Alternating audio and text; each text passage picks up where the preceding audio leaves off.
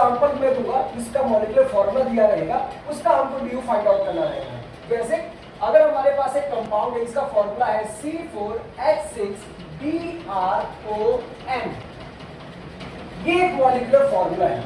अब इस molecular formula का हमको degree of saturation find out करना है।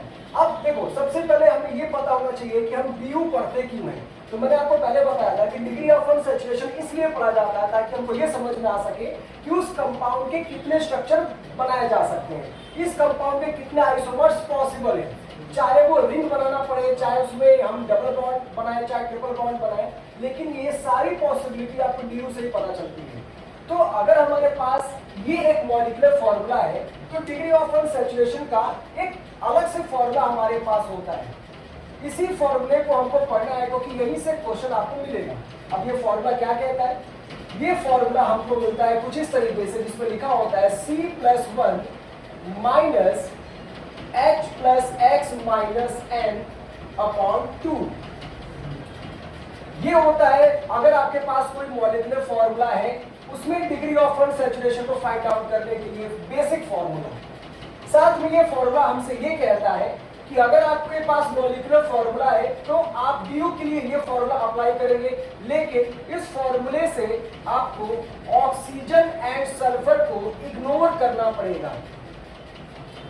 यानी कोई भी मॉलिक्यूलर फॉर्मूला अगर आपको दिया है, उसमें ऑक्सीजन है या सल्फर है, आपको इग्नोर करना है। इस फॉर्मूले में उनका कोई भी रोल नहीं है। अब ऐसा क्यों होता है, हम इस पॉइंट को समझेंगे कि इस फॉर्मूले में ऑक्सीजन और सल्फर क्यों नहीं आते, हम समझेंगे।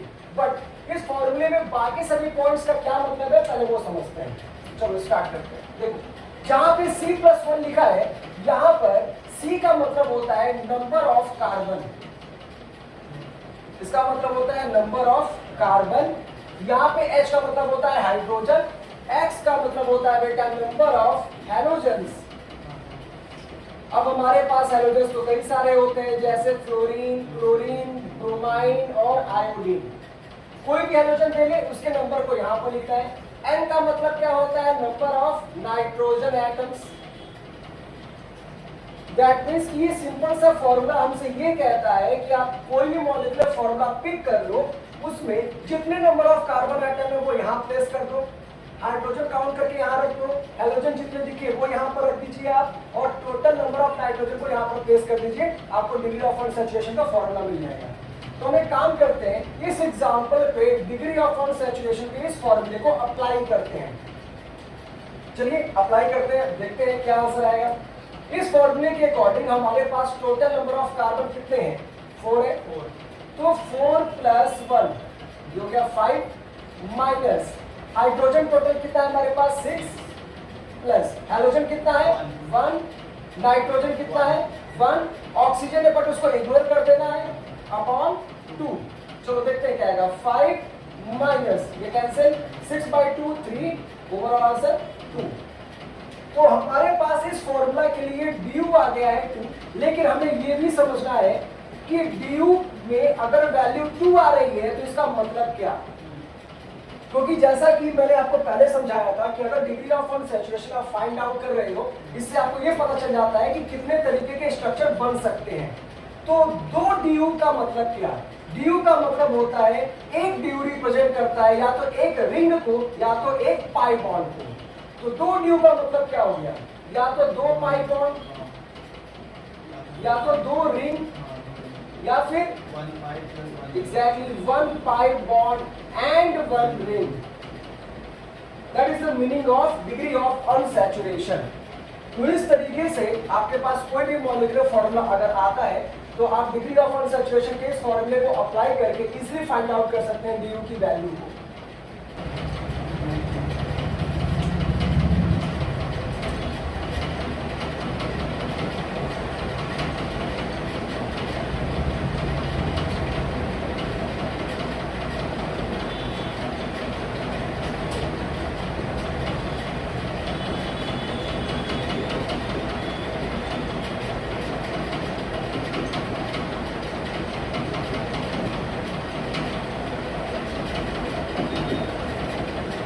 अब इस क्वेश्चन को फाइंड आउट करने के बाद हमें सबसे ज्यादा इंपॉर्टेंट ये समझना है कि डिग्री ऑफ अनसैचुरेशन का ये जो फॉर्मूला हम लोगों ने लिखा है मॉलिक्यूलर फॉर्मूला के लिए, इसका मतलब क्या है, और यहाँ पर C+1 में C नंबर ऑफ कार्बन को अगर रिप्रेजेंट कर रहा है तो X हाइड्रोजन को रिप्रेजेंट कर रहा है। लेकिन आपके माइंड में एक क्वेश्चन आएगा, वो क्वेश्चन ये कि सर इस पूरे फॉर्मूले में हमने हाइड्रोजन को ऐड क्यों किया, हमने नाइट्रोजन को माइनस साइन के साथ क्यों रखा है, और ऑक्सीजन एंड सल्फर को इग्नोर क्यों कर रहे हैं हम। मतलब ऑक्सीजन और सल्फर अगर हटा दिया जाए तो पूरे कंपाउंड का एग्जिस्टेंस खत्म हो जाएगा।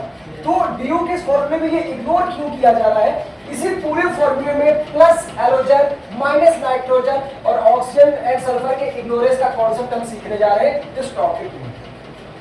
इसको समझना बहुत इजी है, और अगर आप समझ जाओगे तो ये सारे कॉन्सेप्ट इजीली कहीं किसी भी क्वेश्चन पे लगा सकते हो।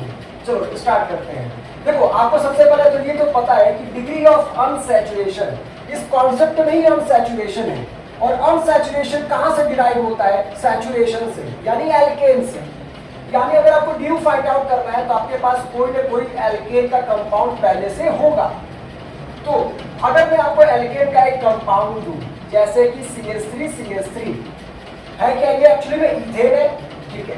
अब यहाँ पर आपको ध्यान से सुनना है, अगर मैं आपसे बोलूं कि एक्चुअली में इसका मॉलिक्यूलर फॉर्मूला क्या होता है, तो हम C2H6 इसको बोलते हैं, ठीक है। मैं कह रहा हूं कि इसमें से एक हाइड्रोजन को रिमूव करो, एक हैलोजन को ऐड करो, तो फॉर्मूला क्या हो जाएगा, C2H5 हैलोजन, कोई सा भी ले सकते हो तो X लगा देंगे। तो अगर मैंने एल्केन से देखा तो हमने एल्केन से क्या बना दिया, हेलो एल्केन। हमने एल्केन से क्या बना दिया, हेलो एल्केन, ठीक है, ठीक है।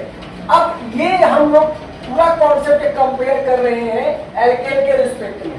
तो एक बात बताओ, ध्यान से सुनो, जब हमने हेलो एल्केन एल्केन से बनाया, जब हमने हेलो एल्केन एल्केन से बनाया तो फॉर्मूला क्या था ये भी जरा देखना है यार।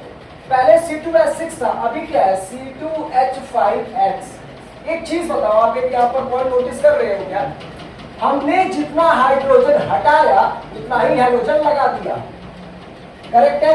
यानी जितना हाइड्रोजन आप रिमूव करोगे उतना ही हाइड्रोजन वहां पर ऐड करोगे। तो एक हाइड्रोजन गया तो एक हाइड्रोजन ऐड करना पड़ गया। तो बेटा एक बात बताओ, ओवरऑल जरा सभी को कंपेयर करोगे तो क्या पता चलेगा, यहाँ भी 2 कार्बन, यहाँ भी 2 कार्बन, यहाँ पे 6 हाइड्रोजन, यहाँ पर 5 हाइड्रोजन और 1 हैलोजन, यानी नंबर सभी का सेम है, सिर्फ जो हैलोजन है वो हाइड्रोजन की जगह आ गया है। लेकिन हम तो ये पढ़ते आते हैं ना कि हाइड्रोजन भी हैलोजन की प्रॉपर्टी दिखाता है। हैलोजन को एक इलेक्ट्रॉन की जरूरत होती है तो हाइड्रोजन भी इलेक्ट्रॉन गेन करता है। इसीलिए हमने ये बोला कि क्या हाइड्रोजन और हैलोजन में सिमिलैरिटी है, एग्जैक्टली है। इसलिए एक हाइड्रोजन हटा और एक हैलोजन आ गया तो ज्यादा फर्क नहीं पड़ा। इसलिए एक हाइड्रोजन हटकर एक हैलोजन लगता है तो हम यहाँ पर एक हैलोजन ऐड कर देते हैं। दोनों में ज्यादा चेंजेस नहीं आते क्योंकि हाइड्रोजन हैलोजन की प्रॉपर्टी को शो करता है, ठीक है। तो प्लस हैलोजन कहां से आया, वो यहां से आया, क्योंकि हमने जितने हाइड्रोजन को रिप्लेस किया उतना हैलोजन लगाया। एक हाइड्रोजन रिप्लेस करोगे एक हैलोजन लगाओगे, दोनों की प्रॉपर्टी सेम होती है, इसलिए कंपाउंड में ज्यादा डिफरेंस नहीं आता है, इसलिए वहां पर प्लस हैलोजन लग जाता है। अब मेरा क्वेश्चन, जैसे आपने एल्केन से हेलो एल्केन बनाया उसी तरीके से एल्केन से आपको मैं बोलूंगा बनाने के लिए नाइट्रोजन का कंपाउंड यानी अमीन्स। हम सभी जानते हैं अमीन अगर बनाया जाए तो फॉर्मूला आएगा C2H5NH2, क्योंकि अमीन क्या होता है, अमोनिया से डिराइव होता है। अमोनिया होता है NH3। अगर अमोनिया को किसी कंपाउंड में कनेक्ट करना है तो बेटा वहां से एक हाइड्रोजन हटाओगे तभी नाइट्रोजन दूसरे के साथ बॉन्ड बनाएगा। तो ये होता है अमीन का बेसिक फॉर्मूला। लेकिन इसके जरा फाइनल फॉर्मूले को बताओ, ओवरऑल क्या आएगा, C2H7 नाइट्रोजन। अब इसको एल्केन से कंपेयर करो, पहले C2H6 था, अभी क्या है, अमीन को ऐड करने के बाद नाइट्रोजन को ऐड करने के बाद क्या हुआ, कार्बन सेम रह गया, बट जितना नाइट्रोजन ऐड किया उतना एक्स्ट्रा हाइड्रोजन ऐड हो गया, कंपाउंड में चेंज आया। पहले जितना हाइड्रोजन हटा उतना हाइड्रोजन लगाया तो हमने प्लस X लिख दिया। लेकिन जरा समझो, यहाँ पर आपने एक नाइट्रोजन ऐड किया तो उसके साथ एक हाइड्रोजन एक्स्ट्रा आ गया, क्योंकि पहले 6 हाइड्रोजन थे एल्केन में, अभी 7 है। तो अगर देखोगे तो एल्केन से सिमिलैरिटी नहीं आ रही है, पहले 2 कार्बन थे, यहाँ पर देखो एल्केन अगर देखा जाए तो यहाँ पर हाइड्रोजन और हेलोजन में सिमिलैरिटी होती है, इससे कंपाउंड में ज्यादा डिफरेंस नहीं आ रहा था। लेकिन यहाँ पर अगर आप एक चीज नोटिस करोगे तो हाइड्रोजन 6 होने चाहिए एज कंपेयर टू हेलोजन, यानी as compare to alkane. But एक नाइट्रोजन के लगने से एक हाइड्रोजन एक्स्ट्रा आ रहा है, यानी एक हाइड्रोजन रिमूव करना जरूरी है। यानी -n का कॉन्सेप्ट आपको समझ में आ गया, क्योंकि एक नाइट्रोजन एक्स्ट्रा आया उसमें एक हाइड्रोजन एक्स्ट्रा ऐड कर दिया, इसलिए हम नाइट्रोजन को माइनस में डाल देते हैं कि अगर एक नाइट्रोजन हटाएंगे तो एक हाइड्रोजन एक्स्ट्रा रिमूव हो जाएगा और दोबारा हमारे पास एल्केन आ जाएगा। इजी। तो दोबारा से मैं रिपीट करता हूं, +X इसलिए लगाते हैं क्योंकि हम एक हाइड्रोजन अगर हटाएं वहां पर एक हाइड्रोजन ऐड कर देते हैं जिससे कंपाउंड बैलेंस हो जाता है, इसलिए हम एक हाइड्रोजन एटम को प्लस में लगाते हैं। लेकिन एक नाइट्रोजन को ऐड करने से एक हाइड्रोजन एक्स्ट्रा आता है जो कि एल्केन के कंपाउंड को मैच नहीं करता, इसलिए हम एक नाइट्रोजन को माइनस में लगा देते हैं ताकि एक हाइड्रोजन हट जाएगा तो दोबारा एल्केन आ जाएगा। अब आपको -n का कॉन्सेप्ट समझ में आ गया, लेकिन ऑक्सीजन के कॉन्सेप्ट को सीखना है। तो मैं कह रहा हूं कि आपको ऑक्सीजन के कॉन्सेप्ट को सीखने के लिए अल्कोहल कंपाउंड बनाना जरूरी है। तो हम अल्कोहल कंपाउंड डिराइव करते हैं। देखो, अगर आप एल्केन से अल्कोहल बनाओगे तो आपको एक हाइड्रोजन हटाना पड़ेगा और वहां पर लगाना पड़ेगा OH ग्रुप। ठीक है, अब इस OH ग्रुप का जरा फाइनल फॉर्मूला बताओ क्या आएगा। C2H6O। कंपेयर करो उसको एल्केन से। ऑक्सीजन को ऐड करने से इस कंपाउंड में कोई फर्क आया क्या? कुछ भी नहीं, इसलिए ऑक्सीजन को इग्नोर करोगे तो भी चलेगा, क्योंकि ऑक्सीजन ऐड करने से एल्केन से कंपेयर करने पे कोई भी चेंज नहीं आया। यानी बेटा आपको करना क्या है, आप हेलो एल्केन बनाओ यानी हेलोजन ऐड करो, या नाइट्रोजन ऐड करो यानी अमीन्स बनाओ, या ऑक्सीजन ऐड करो यानी अल्कोहल बनाओ। आप इनको सभी कंपाउंड को एल्केन से कंपेयर करके चेक करना है कि हर कंपाउंड में हेलोजन या नाइट्रोजन या ऑक्सीजन ऐड करने से एल्केन के बेसिक फॉर्मूले में क्या चेंज आएगा। अगर हमने हेलोजन ऐड किया तो ओवरऑल हेलोजन हाइड्रोजन में प्रॉपर्टी में सिमिलैरिटी आती है, तो ओवरऑल वुड-फ्री का फॉर्मूला S6 को बैलेंस कर सकता है, इसलिए हमने +H लिख दिया। लेकिन नाइट्रोजन को ऐड करने से जो फॉर्मूला बना, जब हमने इसको एल्केन से कंपेयर किया एक हाइड्रोजन एक्स्ट्रा आ रहा था, इसलिए -n लिख दिया। बट जब हमने ऑक्सीजन ऐड किया तो फॉर्मूले में जब हमने एल्केन से कंपैरिजन किया तो कोई भी चेंज नहीं आया, इसलिए हमने ऑक्सीजन को इग्नोर कर दिया। और जो प्रॉपर्टी ऑक्सीजन दिखाता है वो प्रॉपर्टी सल्फर दिखाता है, इसलिए हम दोनों को इग्नोर कर सकते हैं। ये होता है कॉन्सेप्ट इस पूरे फॉर्मूले का, क्योंकि आपको समझना जरूरी है।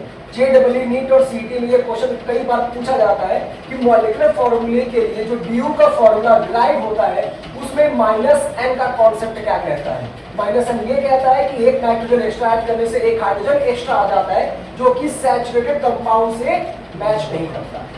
ये होता है मॉलिक्यूलर फॉर्मूला का पूरा कॉन्सेप्ट।